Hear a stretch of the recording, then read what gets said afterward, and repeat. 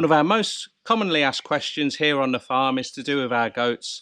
A lot of people ask how many goats we can end up actually having on the farm here before we reach full capacity. Another way people word it is just how many goats you can have per acre. There'll be nothing worse than getting the number on your herd way too high, and then all of a sudden you realise that you can't feed them all. So here's my list, and then you can take it away and do whatever you want with. Consider some of these things if you think they're suitable for where you are and what sort of setup that you're going to have. So first off, guys, is what breed of goat you're going to keep. So if you were going to go for a big meat goat like the South African Boers or the Kalahari Reds, you know, they're a big old unit. It's totally different number-wise on how many you can keep as opposed to keeping something like a Nigerian dwarf or your pygmy goats. You know, they're basically micro pocket goats. So you might think, well, if we had a Boer goat or Kalahari herd, then per acre, maybe we could keep 5. I say maybe because there's a lot of things coming up. Whereas a pygmy goat is probably quarter their size, so that would dictate that you think that you could keep about 20 per acre. For us on the farm, I mean, okay, these are our young goats at the moment, but ours are the majority of them are mixed breed goats. We've got one dairy goat. I know Bullseye is Kalahari Red, but really when you look at the show breed standard, you could see that he's not 100%, you know, he's not 100% pure breed. He is a big boy, but not as big as these things that you see winning these shows. So probably the average size of our mixed breed goats when they reach maturity for the does, not the bucks, because we only keep one buck and then we keep a buckling and grow them up. I would say that you're looking at about 30-35 kg. You can only take it as an average because mixed breeds, it's like having a litter of puppies, and you know, they're Heinz 57, you know, there's a bit of everything in there. You might get one that comes out like this, and you might get one that comes out like that, and then again when they're fully grown, you know, you might get a goat that's only 20 kg, but they're perfectly proportioned. It could be that your doe has been bred a little bit early. You know, some people say that you're going to end up with a small goat. So the breed and the size of your goat. You know, we see a lot of Boer goats out here in Thailand, but they're bred incredibly young. You know, soon as they're old enough to be sexually active, then that's it. They're in with the buck, and they're bred straight away. And you do see some very, very small Boer goats out here. Second up is, where in the world are you farming goats? Because if you're somewhere in a hot, arid climate, the goats are incredibly happy. They like the dry heat, but whether that's going to be good enough to be growing in a fodder for them is another thing. Whereas here in Thailand, you know, it's classed generally as a tropical climate, or some regions subtropical. The goats won't quite like the humidity as much as an arid location, but they'll certainly like the lush green vegetation that comes with a tropical climate. Now let's say you're like us in Thailand here. Not all land is the same. Our land is pretty much horrific, the soil, but it's very, very good for growing fodder that our goats like. You may well be in a region that is cooler, which is not great for goats. They don't like the cold, but it could be that you have a higher rainfall, and your pasture or the area that you keep your goats on is wet for many months of the year. Great for growing fodder, but not great for goats and their hooves. What actually have you got growing on your land, or could you grow on your land? Is it predominantly grasses, weeds, shrubs, or are you gonna plant additional stuff? How are you going to ensure that your goats have got the all-important brown fodder for them? You know, if you're in a location that has a lot of rainfall over the year, where's your dry browns going to come from? For us, it's quite easy. Even in the height of the rainy season, when everything's super lush, all we have to do is go out and cut the grass on the road or on the actual farm itself, put it under cover, and within a few days it will be dry and crispy. You just put that out, and then the goats will take whatever they want out of it. Just because your goats like the green stuff doesn't mean that they should be eating solely that. you want to bear in mind is you can always supplement their feed. So you might not have a lot of land that's available to you, and you might think, oh well, we can only have half a dozen goats, it's not really worth building a goat house and putting all the fencing in, and you know, we're just not going to get a viable return on them. There's nothing stopping you with, like Toon and I, we go off and we cut Lucina for them. We also get the corn over the road for them at another farm. Basically just go and cut grass. Sometimes we take the weed whacker or the strimmer out for half an hour. I strim, Toon collects it up, we put it in a big basket and throw it in the back of the truck.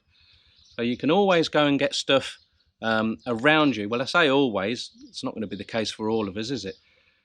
But then again, you've got the option of actually store-bought additional food for them. In theory, you could feed your goats on solely stuff that you buy in.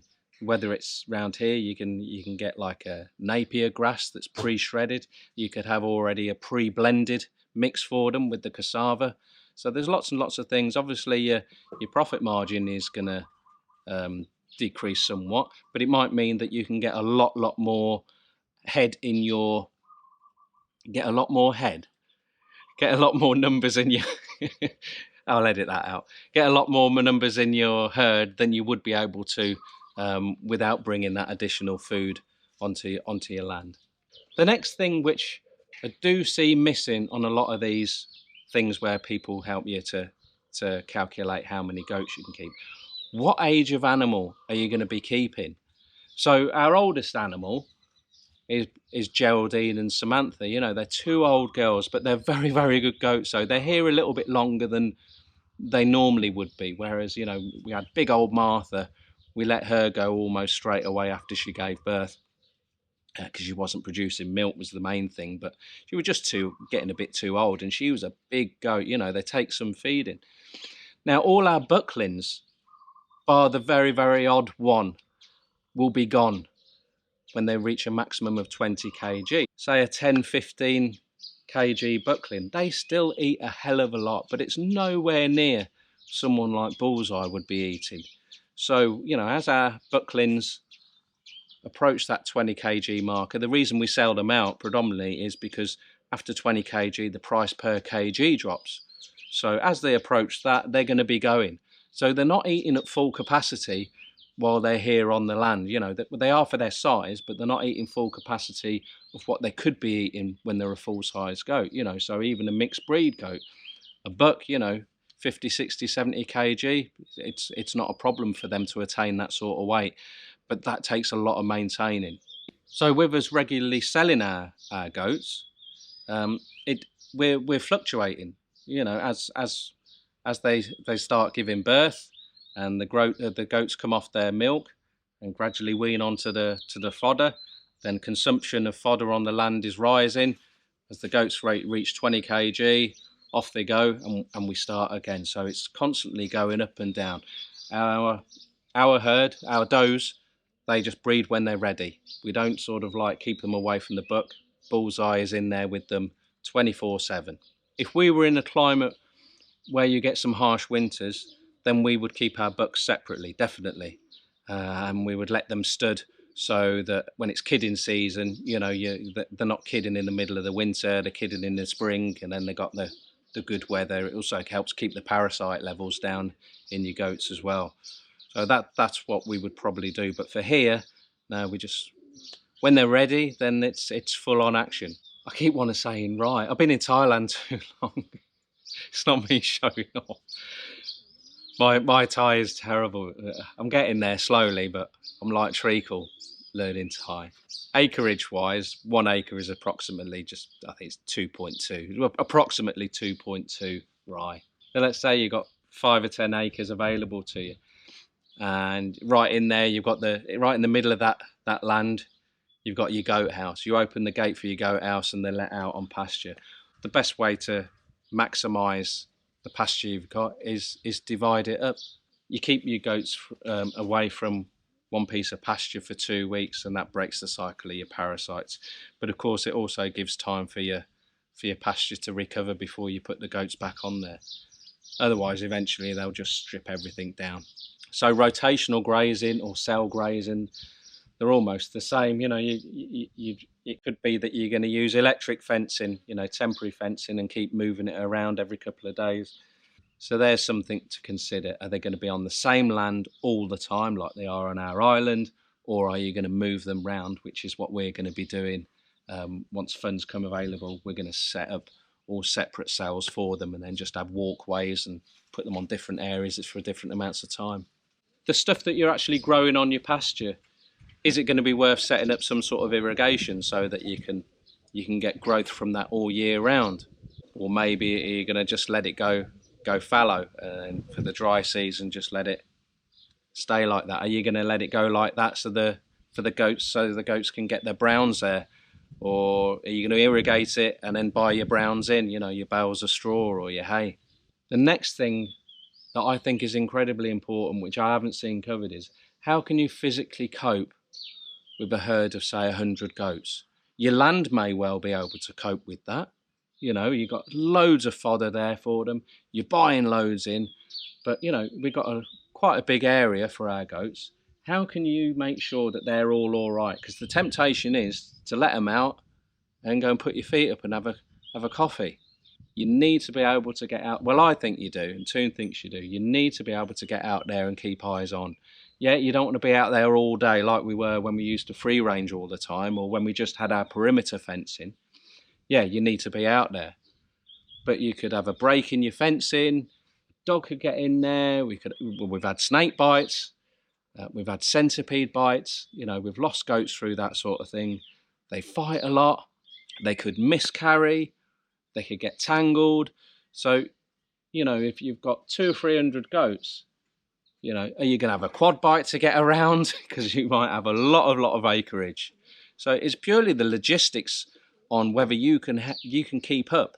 Are you going to get some farm hands in there?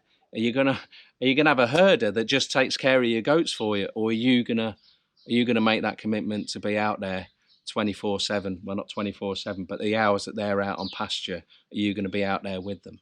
Here we get our kids out quite early. You know, we get them out on pasture very early. I like that they get their exercise, and there's plenty of fodder, different things for them to wean onto. It gives their mums a break. You'll see the mums walking along and eating, and the kid will come along trying to get on the booby all the time, and the mum will just kick them away. I think for two reasons. One, when a kid comes up to the udder, flipping heck, they are rough as anything, kids are. And two, the mum's trying to get them onto eating fodder. And the twofold thing with that is it lets them recover their strength as well. If the kids are just drinking milk, then you know, it takes a lot of energy and nutrition out of the mums. So they like to kick them away and go on, sod off, get on that grass. The downside of that is quite often kids get separated from the mums. The temptation is to go and grab that kid and put them back with the mum straight away. We tend not to, unless by the time we've realised they're a long way away and they're away from the whole herd.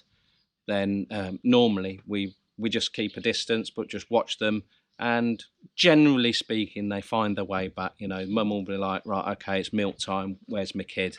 You know, sometimes you'll see that the mum is always keeping an eye on the kid. It depends on the mum, and depends if their kid's a pain in the arse. But generally speaking, they'll see, oh right, I can still see Shrek over there. I'll let him cry a little bit longer, and then when it's time, I'll call him back, and then they meet up. As goat farmers, we tend to worry a little bit too much initially. One thing to consider, if you're going to get the absolute maximum total in your herd, but and to do that, you are buying in loads of food. And around here, you'll get a lot of goat farmers where they keep their goats in the house, and that's it. They're not allowed out at all. I don't particularly like that, but I think to make the most money, that's probably the way to go. But you're talking about high density stocking of a goat herd there. Are they going to be more prone to disease?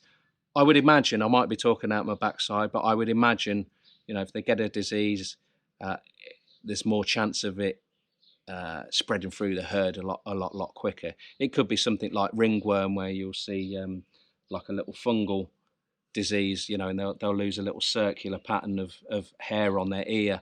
Eye infections have been quite bad. We bought not 40, 20 young goats, and they all had a snotty, well, some of them had a snotty nose and eye infections. But at the time, it was a good deal, you know, and we knew the person who was selling them, so we took the punt and we bought them in. It's not life-threatening, an eye infection or a snotty nose, so we got on top of it quite quick. If you're going to keep them all in one area, a small area, and increase the food that's coming in, you're going to have a lot more cleaning to do, or a lot more regular cleaning as well. Someone has the trots. You know, we have slatted floors out here on our goat houses. We have it raised up off the floor. You got to, really, because of the rainy seasons. But if they've got the trots, then it will be covering whether you got a bamboo flooring, which we had initially, but they're getting the hooves stuck. Then now we've got planks. It's great, but you know, you'll get some diarrhea on there. It's a slip and trip hazard, but also it's a potential cause of spreading infection to some of the other goats. You've just got to think, you know, yes, it's the land you've got available to you. Yes, it's what sort of goats, the climate and all those sort of things, but also what suits you. You know, do you want to be running around after your goat herd all the time? I quite like it. Two, not so much. Well, I think she enjoys it, but she doesn't half shout a lot. Or you're the sort of person that likes them all in one small area. You bring all the food, the water to them, the supplements, their vitamins, the minerals, all those sorts of things. You keep the house spotlessly clean. I mean, our house is spotlessly clean, but we only clean it out once a day. You know, we let them out. We take them, at the moment, we take them over the road to the cornfield. When we bring them back, we kick them out onto the pasture. And then while they're out there, it's generally Toon that sweeps the house out. I sweep outside up. All the bits that they haven't eaten, I collect that up with the drop-ins, and that becomes our mulchalizer on the farm, half mulch, half fertilizer, so that when they're let back in at night, everything's nice and clean and dry. So again, it's really down to you how you want to keep your goats. It's not just about what you can cope with on your land and how the land can cope. The other thing is, how fat do you want your goats? You know, it's not particularly healthy for a goat to be super fat. I've always maintained that I like our goats to be mean and lean, you know, eating machines. You know, they get so much exercise. They put a lot of miles in while they're out and about on pasture. They eat a lot, but you know, when it comes to the day where the goat man comes and it's time to weigh them in and sell them per kg, they're not lightweight. It's very, very surprising. And yeah, I suppose that age-old saying, you know, muscle weighs more than fat. Now, our goats aren't fat, but I wouldn't say they're skinny. A few of them do, you know, if they're a little bit under the weather, or as their kids get bigger and bigger, but they're still letting them take the milk. You know, sometimes we've actually take them off the mum and bring them here just to give the mum a break, you know, and get her to get some weight back on before she's ready for breeding again. Some people like super fat goats, you know, the more fat, more money. Some people don't, they're not bothered. We've seen some horrifically, in my opinion, some horrifically skinny goats, but the goat man still goes and buys them. But at the end of the day, you have to see for yourself. You know, don't think, right, here's the calculator, and we can get 5 goats per acre. And we've got 10 acres, 50 goats. You might not be able to get. You might be able to have a lot more than that. So start off a little bit small. So like a lot of things in farming, we've tried to start off small, and then just keep going and going and going. Slightly off topic, but the very, very first thing you need to sort out is goat farming for you. Just get a few goats to start with. We started with three girls, not pregnant, and you know, it soon became clear that we liked to do it. We got another 3 girls, which were pregnant, and we were just hooked, you know. So another few weeks, we got a boy in, Mr. Tumnus. I'm sure you all remember him, and then things just rolled on nicely from there. So from an initial 3 for a few months, went out to 69. How many goats do we think we can keep? Currently, I think we're at capacity for the dry season. The rainy season, I'm not joking, we could probably have 4 times the amount. That's just off the top of my head. They cannot keep up with the pasture remotely. You can't even see where they've been when the rainy season is here.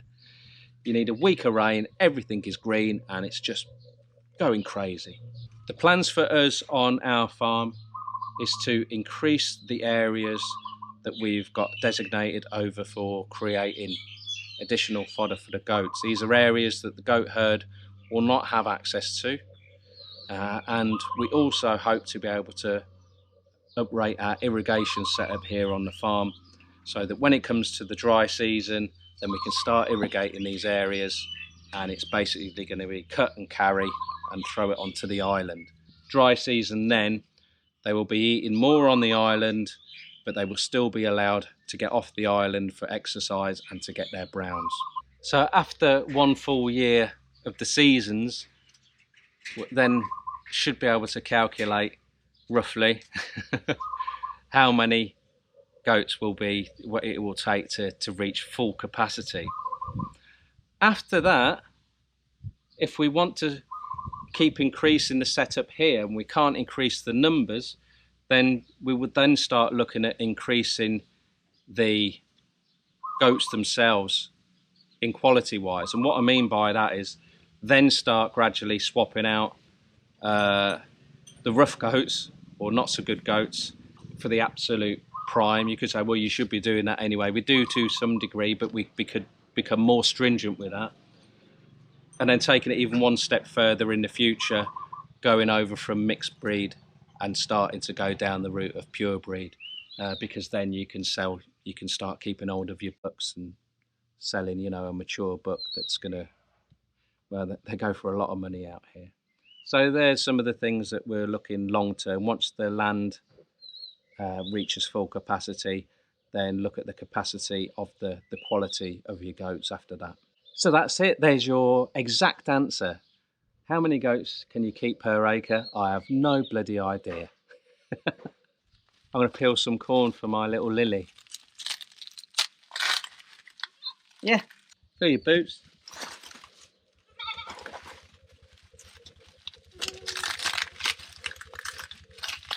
Hidey, hidey. I should have been doing this while I was talking, but it's quite noisy. It's